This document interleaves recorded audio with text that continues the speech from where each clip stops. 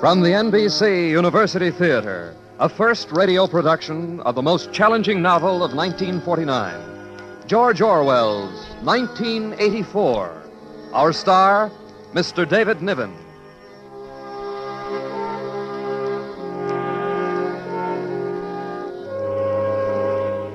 Herewith, a disturbing broadcast. A dramatization by Milton Wayne of George Orwell's 1984. In his current and very widely discussed novel, Mr. Orwell has projected the totalitarian techniques abroad in the world today to their terrible extreme. The plight of the individual in this world we leave you to assess for yourselves as you listen to the story of Mr. Winston Smith, portrayed today by the internationally known British actor David Niven. At intermission, we will bring you a commentary on Mr. Orwell's writing by another distinguished author, Mr. James Hilton. Here, then, is David Niven in George Orwell's 1984.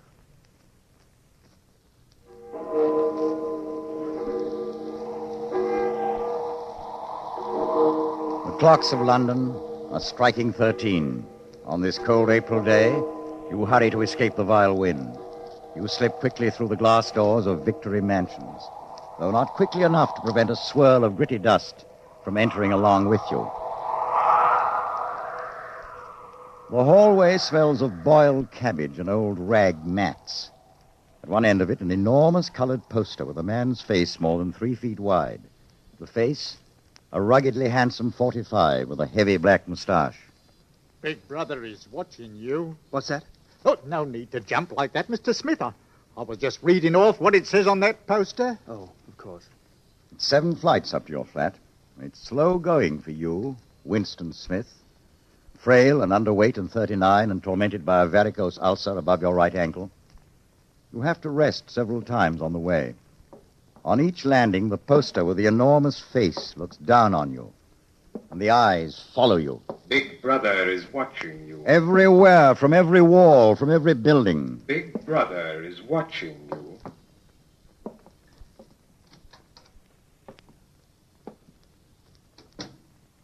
You're in your flat. But you are not alone.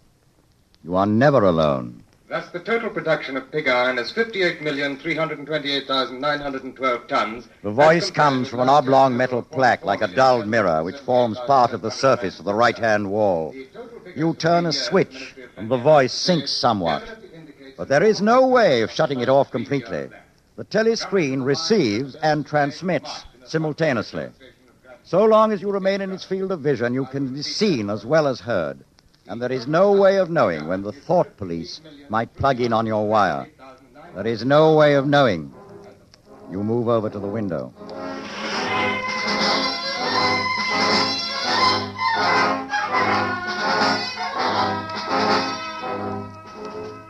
War is peace. Freedom is slavery. Ignorance is strength.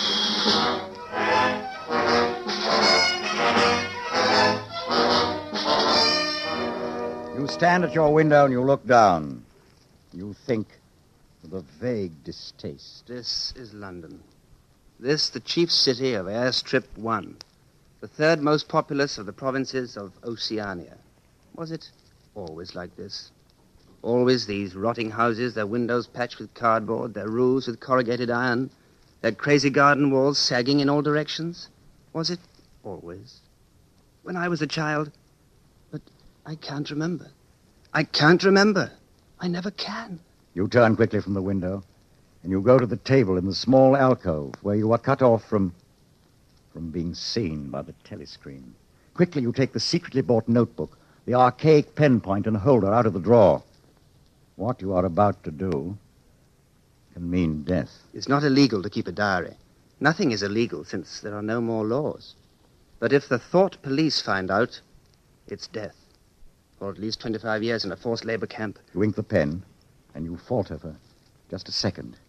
A tremor goes through you. I must start. I must mark the paper. April 4th, 1984. But how do I know? How can I be certain that that is 1984? No, it must be. I'm fairly sure that I'm 39. I believe I was born in 1944 or 45. But it's never possible nowadays to pin down any date within a year or two. But what difference does it make? How can I speak to the future? If it's like the present, no one will listen. If it's different, how will they understand the things happening now? I mustn't think about it. I must begin now. April 4th. Last night to the flicks, all war films. One of a ship full of refugees being bombed somewhere in the Mediterranean. Audience much amused by a shot of a helicopter firing at a man swimming away. He was full of holes. The sea round him turned pink. Audience shouting with laughter when he sank. And then you saw a lifeboat full of children with a helicopter over it. You write on, wildly ridding your mind of painful memory. But as you write, another memory comes clear in your mind. It happened during the 2 minutes hate period at the ministry that very morning. After the chant of loyalty to Big Brother, Winston Smith noticed O'Brien, the big man wearing glasses and the black overalls of the powerful inner party. That morning, O'Brien had turned and his eyes had met Winston's. And Winston knew that O'Brien was thinking the same thing as himself. It was as if O'Brien were saying, I am with you. I know all about your contempt, your hatred, your disgust. But don't worry. I am on your side. Then O'Brien's face was as inscrutable as everybody else's. But even that was a memorable event in the locked loneliness in which one had to live.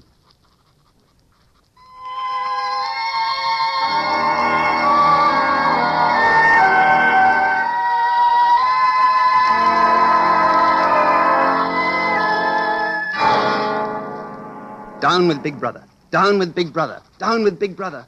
I'll fill the page with it or the whole book. Makes no difference now. The thought police will get me just the same. Even if I never put the pen to paper, I have committed thought crime. And for that, they're bound to get you. Sooner or later, but they'll get you. Always during the night, you simply disappear. Your name removed from the registers. Every record of you wiped out. You were abolished, annihilated, vaporized. They'll shoot me in the back. I don't care. Down with Big Brother. They always shoot you in the back of the neck. I don't care. Down with Big Brother. Already? You sit still. Maybe they'll go away. The worst thing would be to delay. You get up and you move heavily toward the door. Oh, comrade, do you think you could come across and have a look at our kitchen sink? It's got blocked up and... I'll see what I can do, Mrs. Parsons. I'm sorry to bother you. Of course, it's only because Tom isn't home. Amid the clutter of the flat, you notice the banners of the Youth League and the Spies on the wall, and a full-size poster of Big Brother. Don't mind the looks of the place. It's the children. They haven't been out today. Have you got a spanner? A spanner? I don't know. Perhaps the children... Up with your hands! The tough-looking boy springs at you with a pointed toy automatic pistol. He is dressed in the uniform of the Spies. Higher! Get them up higher! Is high enough? You're a traitor! You're a thought criminal! Freddie, please let Mr. Smith fix the sink. He's a traitor, a thought criminal! Oh, he and his sister are disappointed because they couldn't go to the park to see the hanging of the Eurasian war prisoners. Why can't we go? All the other children are going. Take you next time. Oh, that won't be for another month. There, Mrs. Parsons. I think that does it. Thank you, comrade. Say thank you, Freddie. I will not. He's a traitor. He's a follower of Goldstein.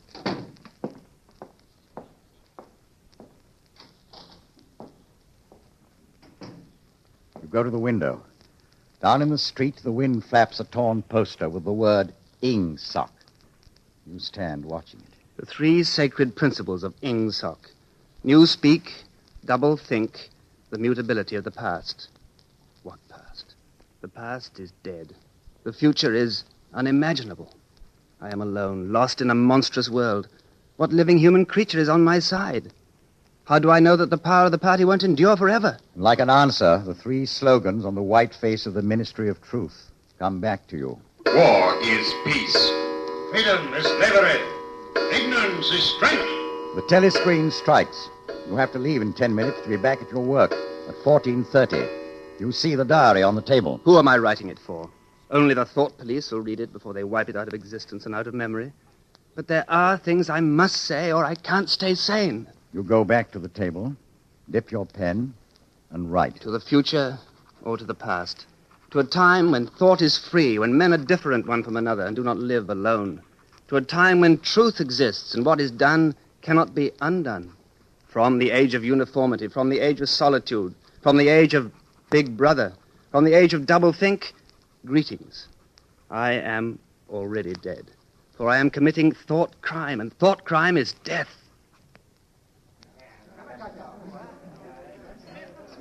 You're just the man I was looking for. Well, what can I do for you, Simon? Tell me, have you got any razor blades? Not one. I've been using the same for 6 weeks. Keep the line moving. Next, please. Did you go and see the prisoners hanged yesterday? I was working. I'll see it on the flicks, I suppose. A very inadequate substitute. It was a good hanging, Smith. I think it spoils it when they tie their feet together. Next, please. Oh, there's a table over there, under the telescreen. Let's pick up a gin on the way.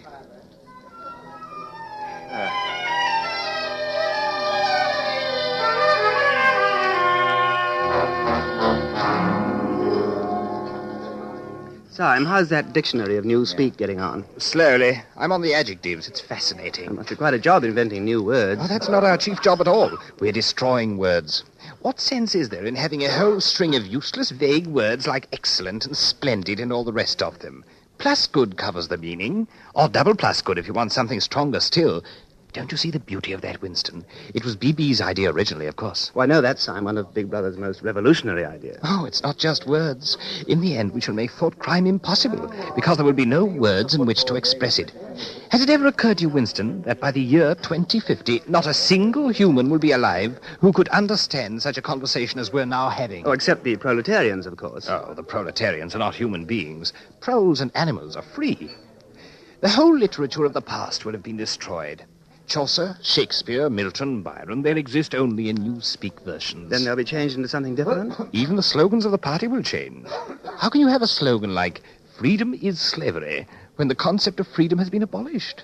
The whole climate of thought will be different. In fact, there will be no thought as we understand it now. Hello. Mind if I sit down? Not at all, Parsons. By the way, old boy, I hear a little beggar of mine gave you a rough time yesterday. I think he was a little upset at not going to the execution. Oh, well, shows the right spirit, doesn't it? Oh, by the way, would you know what that little girl of mine did last Saturday when her troop was on a hike out Berkhamsted way? She got 2 other girls to go with her and spent the whole afternoon following a strange man. And then, when they got to Amersham, handed him over to the patrols. What did they do that for? Ha! My kid made sure he was some enemy agent. Might have been dropped by parachute. Pretty smart for a nipper of 7, eh? What happened to the man? That I couldn't say, of course, but I wouldn't be surprised if he was now an unperson. Oh, good. Of course, we can't afford to take chances. Oh, what I mean to say is there's a war on.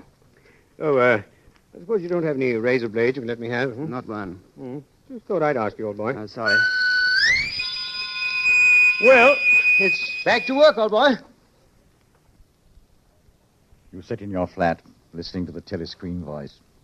The diary is open before you, but you are not writing. Once again, you feel the protest in your stomach, in your skin. The feeling that you've been cheated of something that you had a right to. You try, but you can't remember anything different. You turn to writing in your diary. How can I know what used to be? There is the party slogan. Who controls the past controls the future. Who controls the present controls the past. The party can thrust its hand into the past and say of this or that event, it never happened. And this is more terrifying than mere torture and death. The party says, reject the evidence of your eyes and ears. It is the final, most essential command. Maybe I'm a lunatic. Perhaps a lunatic is simply a minority of one. But the obvious, the silly, the true, has got to be defended. The solid world exists. Stones are hard. Water is wet. Objects unsupported fall towards the Earth's center. Freedom is the freedom to say that 2 + 2 make 4. If that is granted, all else follows. It's a dangerous thing you're doing now. You've walked for several miles through the proletarian section where the thought police would have many questions to ask if they found you.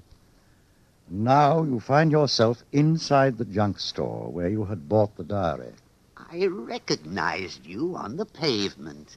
You're the gentleman that bought the keepsake album. I was passing. I just looked in. I don't want anything in particular, Mr. Charrington. Nah, it's just as well, because I don't suppose I could have satisfied you. Between you and me, The antique trade's just about finished. Now, there's another room upstairs that you might care to see.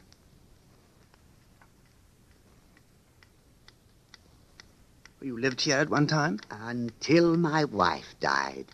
Now, don't you think this is a quiet, cozy room? There's no telescreen. I never had one of those things.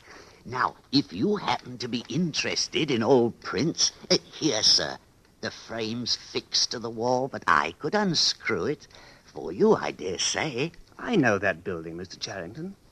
It's a ruin now. It's in the middle of the street outside the Palace of Justice. That's right, sir. It was a church at one time.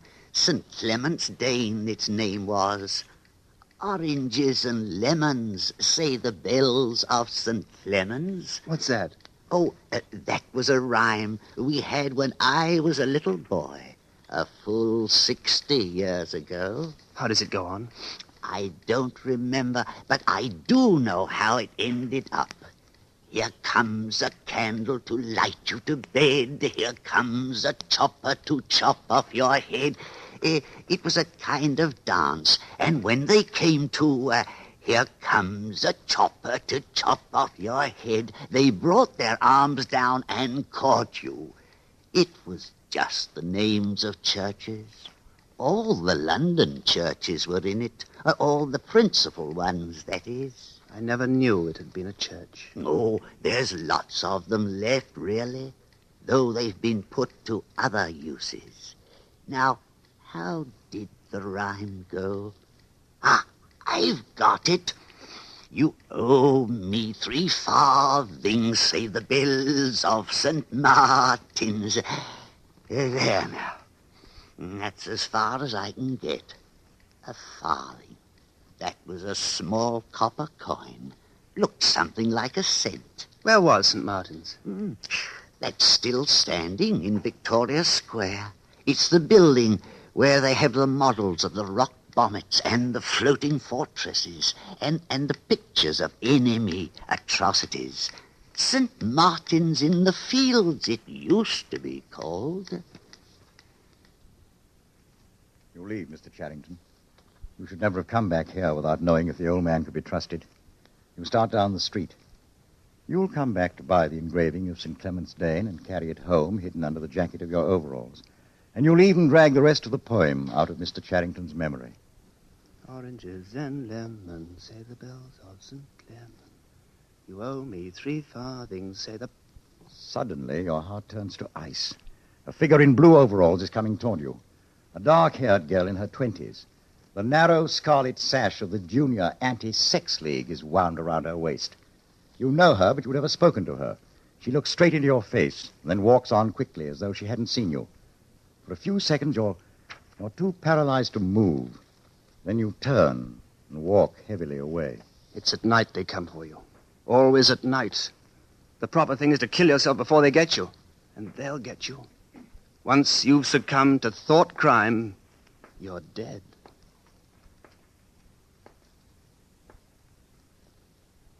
Hollywood, the NBC University Theater is bringing you David Niven in a radio version of George Orwell's 1984. And now, our intermission commentator, the distinguished author, Mr. James Hilton.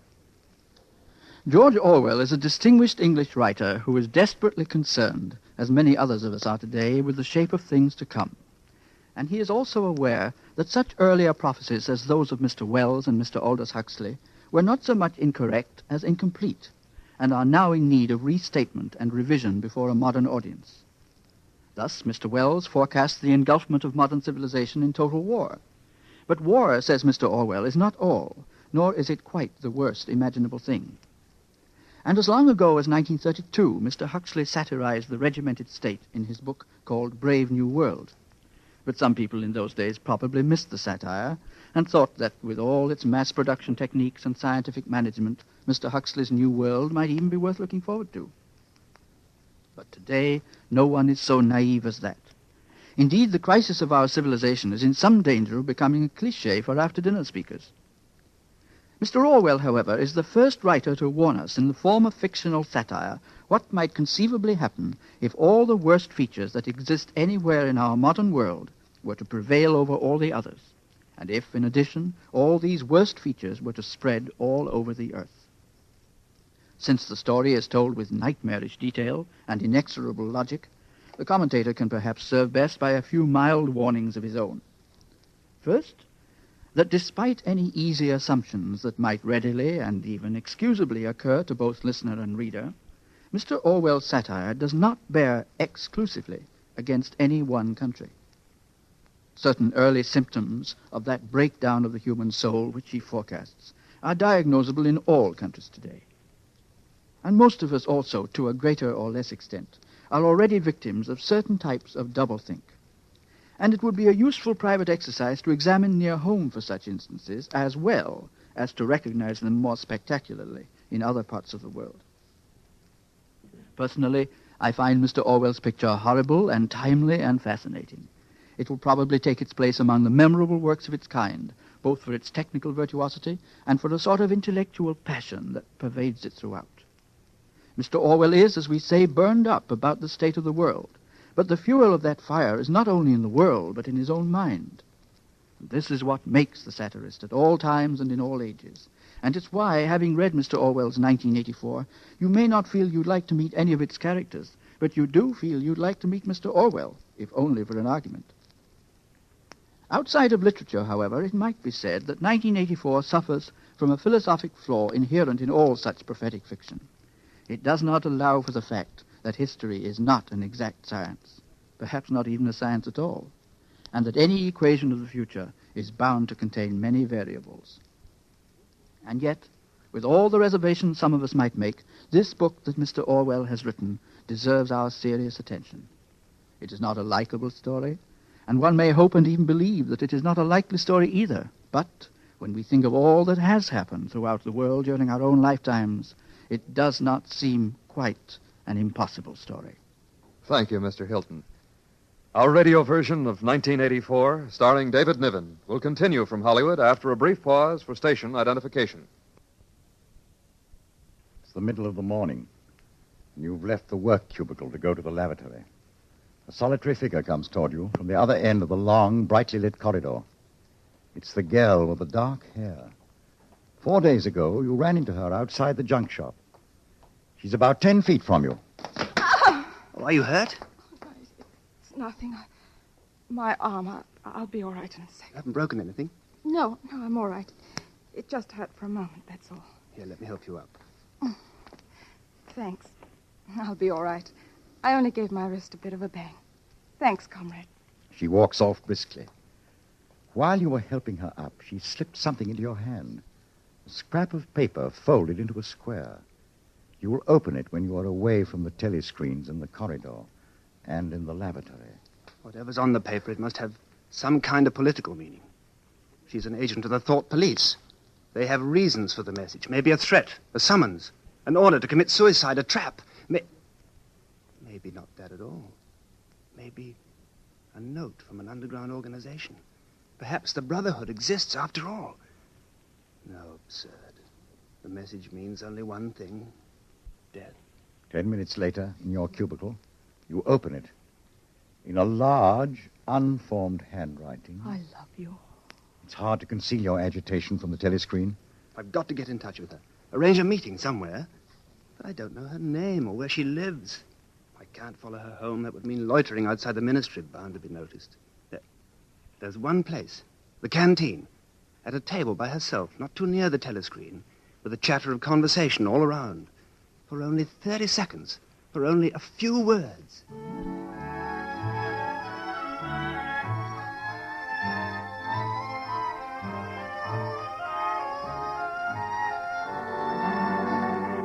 A week goes by. At last it happens. You both sit eating the watery stew. You continue eating, you don't look up. At what time do you leave work? 18:30. Where can we meet? Victory Square, near the monument. Full of telescreens. Doesn't matter if there's a crowd. Any signal? No. Don't come up until you see me among a lot of people. And don't look at me. Just keep somewhere near me. What time? 19 hours. All right.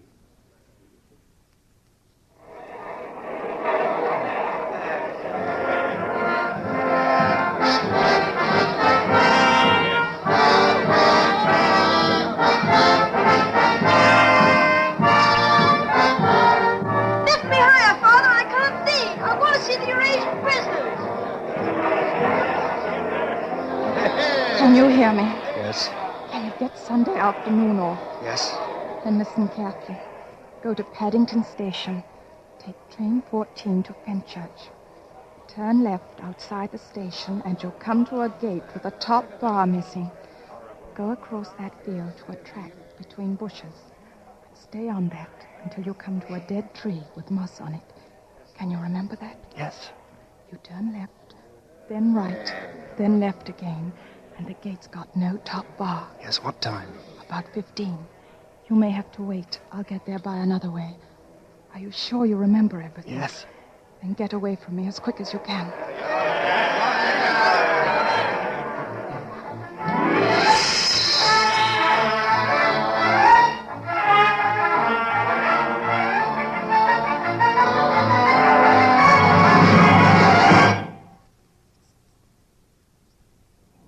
Here we are.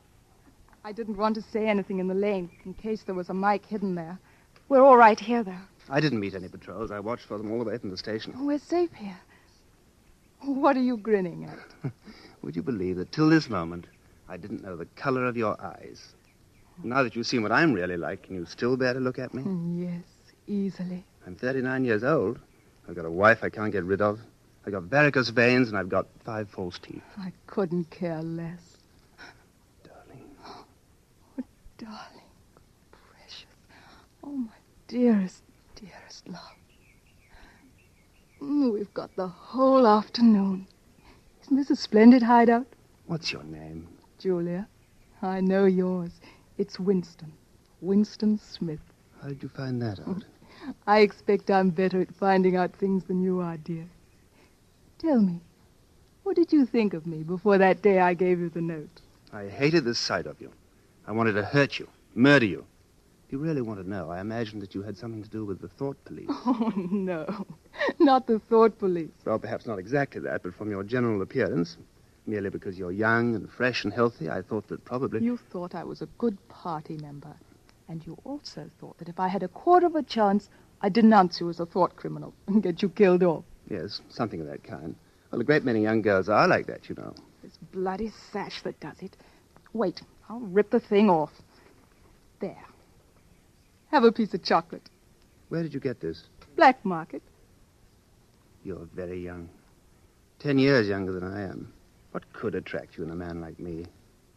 As soon as I saw you, I knew you were against them. Against the party. Against the bloody rotten swine in the inner party. Julia, listen. I'm against the purity the party preaches and the goodness. I don't want any virtue to exist anywhere. I want everyone to be corrupt to the bones. Well, then, I ought to suit you, dear.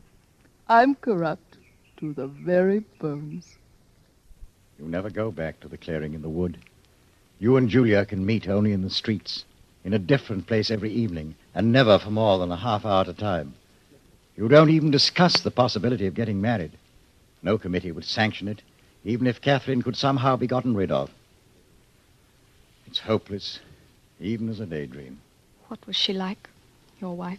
She was, you know the newspeak word good thinkful, meaning naturally orthodox, incapable of thinking a bad thought.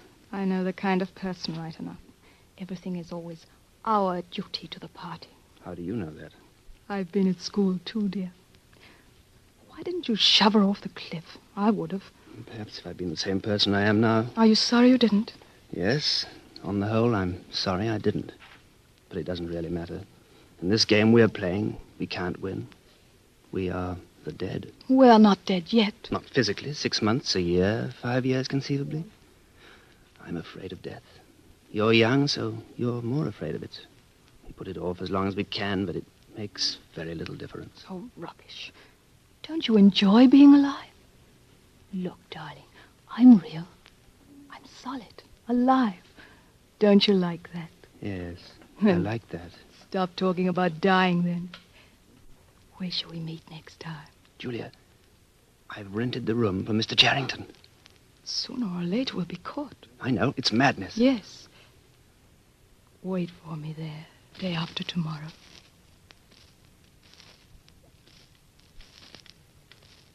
Wait. Just let me show you what I brought. Look here. Go on, open it. Sugar. Real, not saccharine. And here, a loaf of white bread. But look, this is the one I'm really proud of. Coffee. Real coffee. There's a whole kilo here. How'd you manage to get hold of all these things? Oh, it's all in a party stuff. And look, I've got a little packet of tea, too. Real tea, not blackberry leaves. There's been a lot of tea about lately.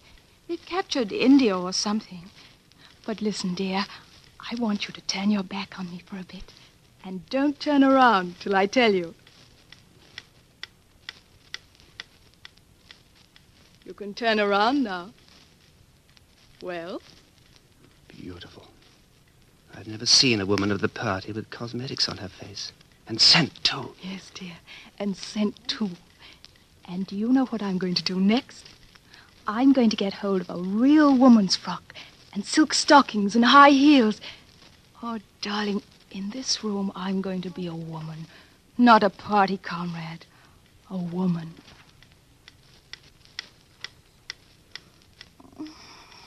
I'll make some coffee in another moment. We still got an hour. What time do they cut the lights off at your flats? 23:30. It's 23 at the hostel. Hey! Get out of there, you filthy brute! What was it? A rat. I saw his beastly nose. Oh, there's a hole down there. Rats? In this room? Oh, they're all over. Some parts of London are just swarming with them.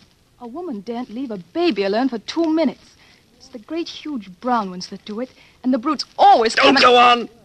Darling, what's the matter? Oh, of all the horrors in the world, a rat! Oh, no, darling, no. Now, don't worry. We're not going to have the filthy brutes in here. I'll stuff the hole before we go. Oh, come on. Help me make the coffee. Darling, I've been meaning to ask you.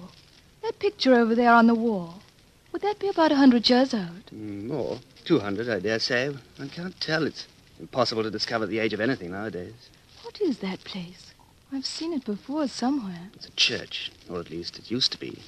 St. Clement's Dane, its name was. Oranges and lemons, say the bells of St. Martin's. You owe me 3 farthings, say the bells of St. Martin's. I can't remember how it goes after that. But anyway, I remember it ends up, here comes a candle to light you to bed. Here comes a chopper to chop off your head. Who taught you that? My grandfather. He was vaporized when I was 8. I wonder what a lemon was. Oh, I can remember lemons. They were quite common in the 50s. They were so sour it set your teeth on edge even to smell them. Oh, dear. I suppose it's almost time we were leaving. I should start washing this paint off.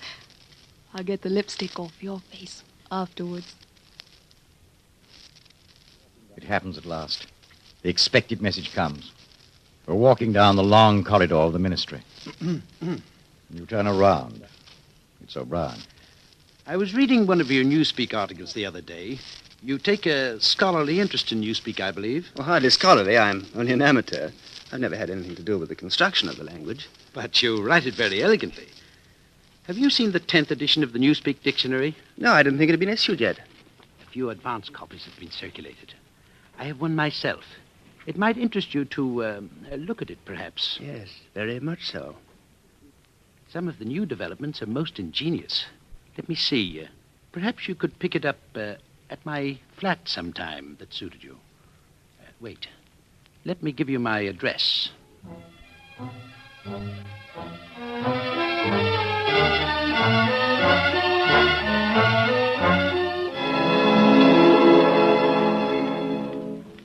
Julia, darling, it was like a message, as if O'Brien was saying, if you ever want to see me, this is where I can be found. But he's an important member of the inner party, dear.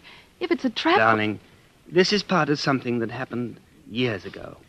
First, it was a secret, involuntary thought. Then I started a diary. I'd moved from thoughts to words. And now, from words to action. Where will it end? In the ministry of love, I've accepted that. The end was contained in the beginning. Has it ever occurred to you that the best thing for us to do would be simply to walk out of here before it's too late and never see each other again? Yes, dear. It's occurred to me several times. But I'm not going to do it all the same. We've been lucky. It can't last much longer. What you do, I'm going to do. We may be together for another 6 months, a year. There's no knowing.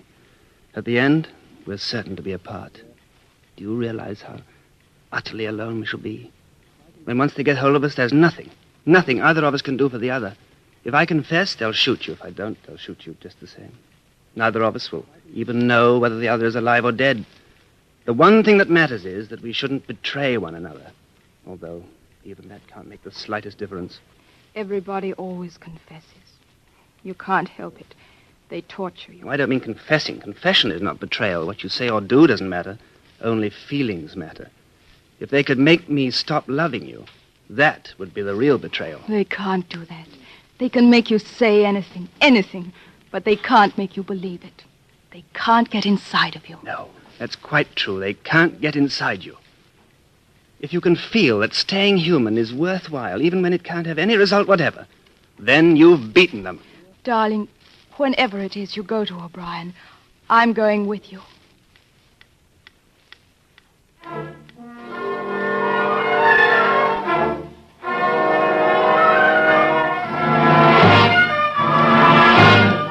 Just a moment.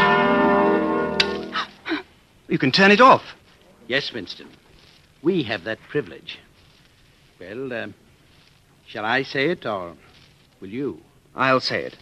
That thing is really turned off? Yes. Everything is turned off. We're alone. All right. We have come here because we believe that there is some kind of secret conspiracy, some kind of secret organization working against the party, and that you are involved in it. We want to join it and work for it. We are enemies of the party. We disbelieve in the principles of INGSOC. We are thought criminals. We are also adulterers. I tell you this because we want to put ourselves at your mercy. Yes. First, let us all take a drink. I think it's fitting that we should begin by drinking a health to our leader, to Emmanuel Goldstein. Then there is such a person as Goldstein? Yes, and he's alive. Where, I don't know. And the conspiracy, the organization, it is real? It's not simply an invention of the thought police? No, it's real. The Brotherhood, we call it. You'll never know much more about it than that it exists and that you belong to it. I'll come back to that presently. Now to the matter. What are you prepared to do? Anything we are capable of. You're prepared to give your lives? Yes. To commit murder? Yes. To commit acts of sabotage which may cost the death of hundreds of innocent people? Yes. To cheat, to forge, to blackmail, to corrupt the minds of children, to distribute habit-forming drugs, to do anything which is likely to weaken the power of the party? Yes. You are prepared to commit suicide if and when we order it? Yes. You are prepared, the two of you, to separate and never see one another again? No. No. You did well to tell me. You understand that you'll be fighting in the dark. Later, I shall send you a book from which you will learn the true nature of the society we live in and the strategy by which we shall destroy it. Brotherhood exists, but I cannot tell you. You will get used to living without results, without hope. We are the dead. Our only true life is in the future. Do you carry a briefcase to work? As a rule, yes. What is it like? Oh, black, very shabby, 2 straps. Good. One day soon in the street, a man will touch you on the arm and say, I think you've dropped your briefcase. The one he gives you will contain a copy of Goldstein's book.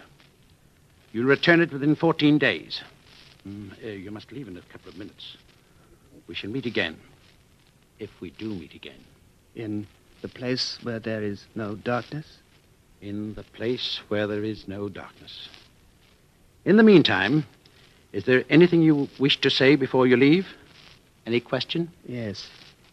Did you ever hear an old rhyme that begins, Oranges and lemons, say the bells of St. Clement's? Yes, Winston. Oranges and lemons, say the bells of St. Clement's. You owe me 3 farthings, say the bells of St. Martin's. When will you pay me, say the bells of Old Bailey.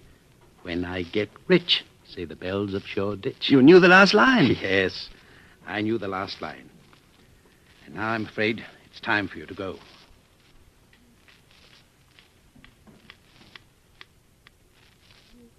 I've got the book. We must read it. You too. All members of the Brotherhood have to read it. You read it aloud. That's the best way. Then you can explain it to me as you go.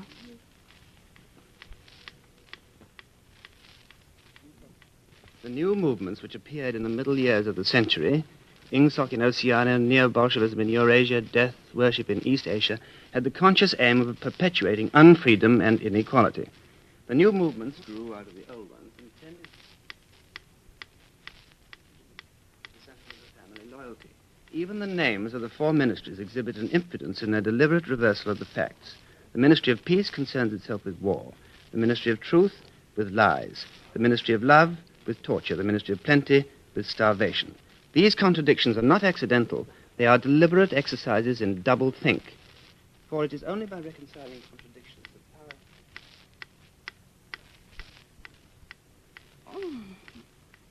Oh, I'm hungry. Oh, darling, the stove's gone out. There's no oil. Oh, we can get some from old Charrington, I expect. Gosh, but it's cold in here.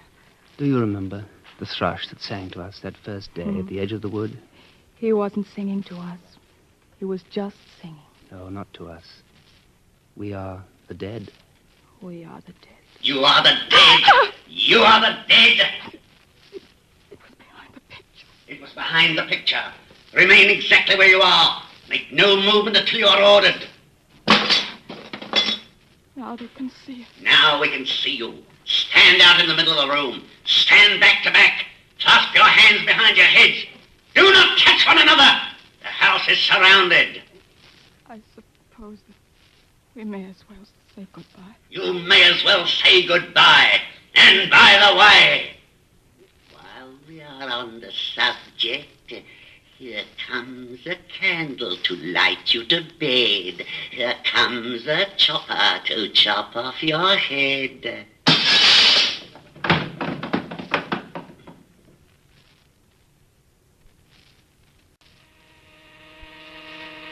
You don't know where you are. The windowless cell with white porcelain walls might be in the Ministry of Love. Concealed lamps flood it with a cold light.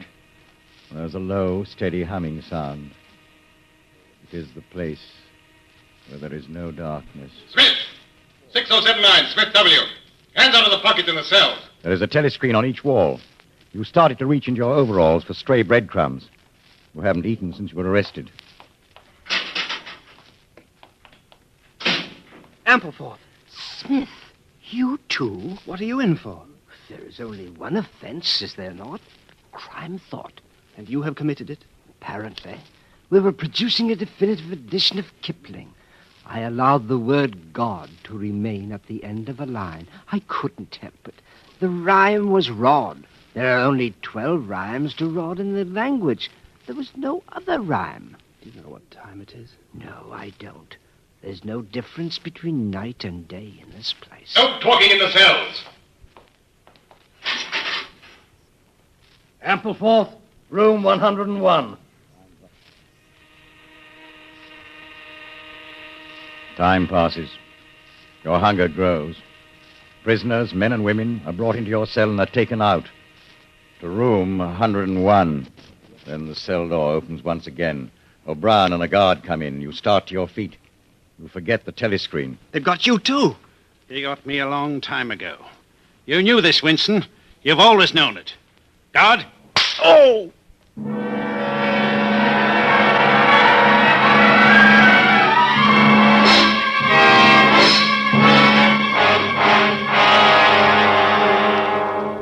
With that blow, the nightmare starts, and you confess to anything and everything. The confessions are a formality. The torture is real. And it goes on and on and on and on. Now you're lying strapped to a table. You can't move. There's a strong light falling in your face. O'Brien is standing at your side. On the other side, a man in a white coat holding a hypodermic syringe. I told you that we met here again. Yes, would oh! That's only a sample of what I can do by turning this dial. Remember that. If you lie to me, you will cry out with pain instantly. Do you understand that? Yes. I'm taking trouble with you, Winston, because you're worth trouble. You suffer from a defective memory. Fortunately, it is curable. There's a party slogan dealing with the control of the past. Repeat it, if you please. Who controls the past controls the future. Who controls the present controls the past. Good. Is it your opinion, Winston, that the past has any real existence? No. Then where does the past exist, if at all? In records, it's written down in the mind, in human memories. But we, the party, control all records, and we control all memories. Then we control the past, do we not? But how can you stop people remembering things? How can you control memory? You've not controlled mine. On the contrary, you have not controlled it. That is what has brought you here. Do you remember writing in your diary, freedom is the freedom to say that 2 + 2 make 4? Yes. How many fingers am I holding up, Winston? 4. And if the party says that it's not 4, but 5, then how many? 4. Oh! How many fingers, Winston? 4! How many fingers, Winston? 4! 4! What else can I say? 4! How many fingers, Winston? 4! Stop it! Stop it! 4! 4! How many fingers, Winston? 5. 5. You're lying. You still think there are 4. How many, please? 4! 5! 4! Anything you like. Stop it! Stop the pain! Stop! You're a slow learner, Winston. How can I help it? How can I help seeing what's in front of my eyes? 2 and 2 are 4. Sometimes, Winston. Sometimes they are 5 or 3 or all of them at once. You must try harder. It's not easy to become sane. It's not easy.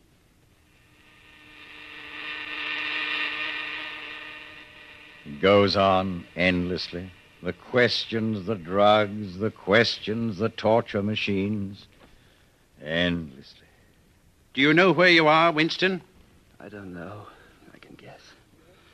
In the Ministry of Love. Do you know how long you've been here? I don't know. I think it's months. And why do you imagine we bring people to this place? To make them confess. No, that's not the reason. Try again. To punish them? No. To cure you. To make you sane. The party is not interested in the overt act. The thought is all we care about. We do not merely destroy our enemies, we change them. What happens to you here is forever. Even if we choose to let you live out the natural term of your life, you can never escape from us. Holton, set the machine for 2,000. Yes, comrade. This time it won't hurt you, Winston. Keep your eyes fixed on mine. Now, how many fingers am I holding? 5. Do you see 5? Yes. You see now that it's at any rate possible. Yes. Before we bring the session to an end, you can ask me a few questions if you choose. The machine is switched off. What is your first question? What have you done with Julia? She betrayed you, Winston. All her rebelliousness, her deceit, her folly, her dirty-mindedness, everything has been burnt out of her. It was a perfect conversion. You tortured her? Next question. Does Big Brother exist? Of course he exists. The party exists. Big Brother is the embodiment of the party. Will Big Brother ever die? Of course not. How could he die? Next question. What is in room 101? You know that, Winston. Everyone knows what's in room 101. Holton, the hypodermic.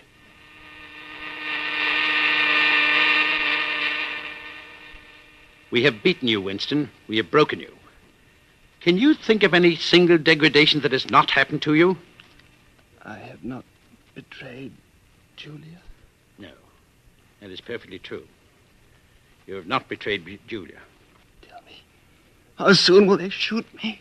It might be a long time. You're a difficult case. But don't give up hope. Everyone is cured sooner or later. In the end, we shall shoot you.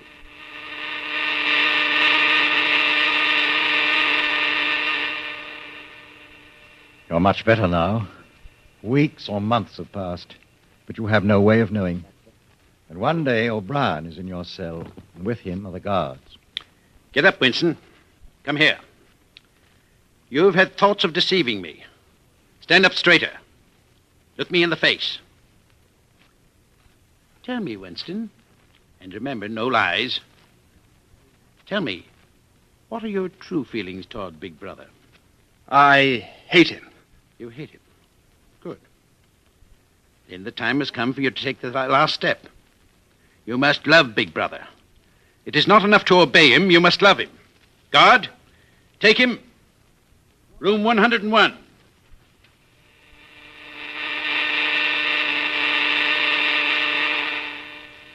You're strapped upright in a chair, so tightly that you can move nothing, not even your head. There are 2 small tables in front of you, and for a moment you're alone. Then O'Brien comes in. Winston, you asked me once what was in room 101. Everyone knows the answer. The thing that is in room 101 is the worst thing in the world. The worst thing in the world varies from individual to individual. It may be death by fire, by drowning, by impalement, or 50 other deaths. In your case, it happens to be rats. Here. I placed the cage on the table so you can see them. You can't do that. You couldn't. It's impossible, O'Brien. You know this isn't necessary. What do you want me to do? For everyone, there is something unendurable. Courage and cowardice are not involved. For you, the unendurable is rats. They're a form of pressure you cannot withstand. You will do what is required of you. But what is it? What is it? How can I do it if I don't know what it is? No, don't bring him any closer. You understand the construction of this cage. This mask will fit over your head, leaving no other exit. When I press this lever, these starving brutes will leap at your face. Sometimes they attack the eyes. No, don't bring them closer. No. Do it to Julia. Do it to Julia, not to me. I don't care what you do to her. Tear her face off, strip her to the bones. Not me, Julia, not me.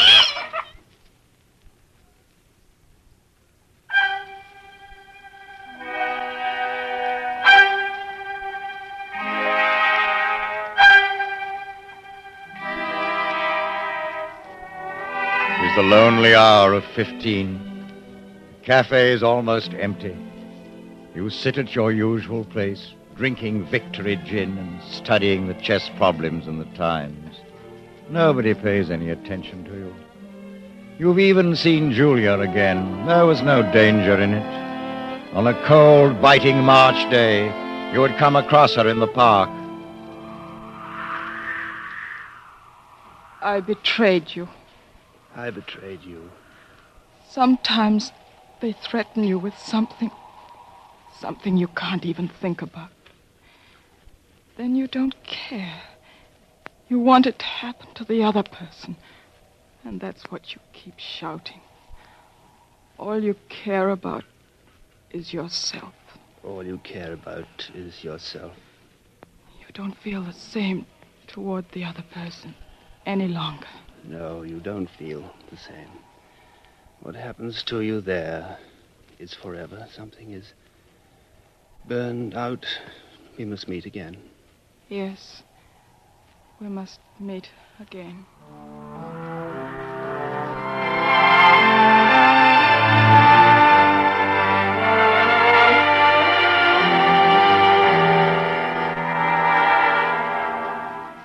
Now in the dust on the cafe table, your finger traces unconsciously 2 + 2 = 5. And on the wall, Big Brother gazes down at you from a poster. You gaze up at the enormous face. 40 years it has taken you to learn what kind of smile is hidden beneath the dark mustache. Oh, cruel, needless misunderstanding. Oh, stubborn, self-willed exile from the loving breast. 2 gin-soaked tears trickle down the sides of your nose. It's all right. Everything is all right. The struggle is finished. You have won the victory over yourself. I love you. big brother.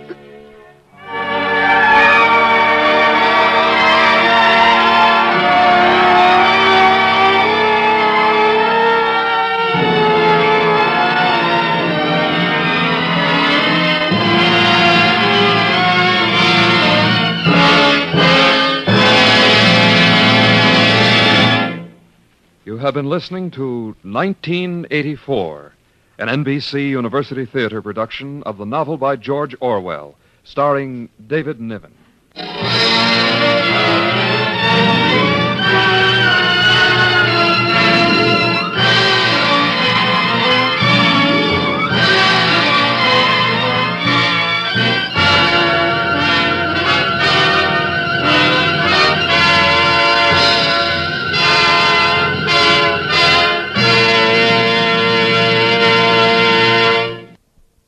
For more information on hundreds of cassette products, write to Adventures in Cassettes, P.O. Box 11041, Minneapolis, Minnesota 55411.